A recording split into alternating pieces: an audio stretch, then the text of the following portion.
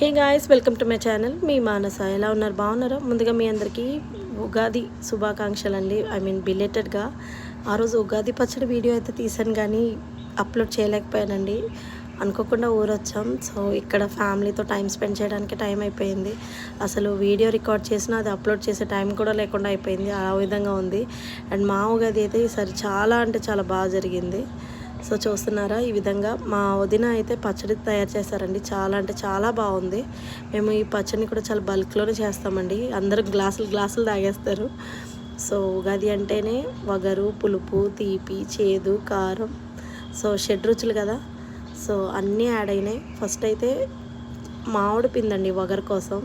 దాన్ని చిన్నగా ముక్కలు కట్ చేసేసుకున్నారు. అండ్ ఆప్షనల్గా మేము కొబ్బరి ముక్కలు యాడ్ చేసాం. అండ్ చింతపండుని పులుపు కోసం చింతపండు అలా విధంగా రసం చేసేసుకొని కొంచెం కారం యాడ్ చేసుకున్నారు, ఉప్పు యాడ్ చేసుకున్నారు. So 4 flavours. అండ్ పుట్నాలు అనేది ఆప్షనల్ అండి.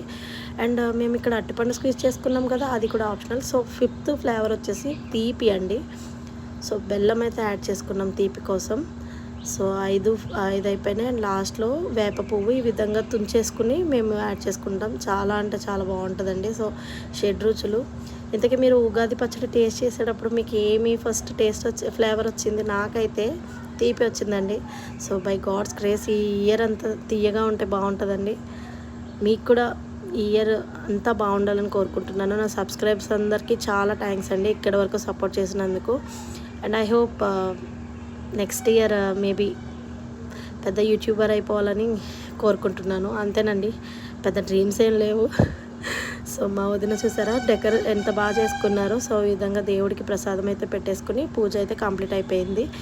సో అంతేనండి, మా ఉగాది అయితే ఈ విధంగా ఫ్యామిలీతో చాలా బాగా జరిగింది.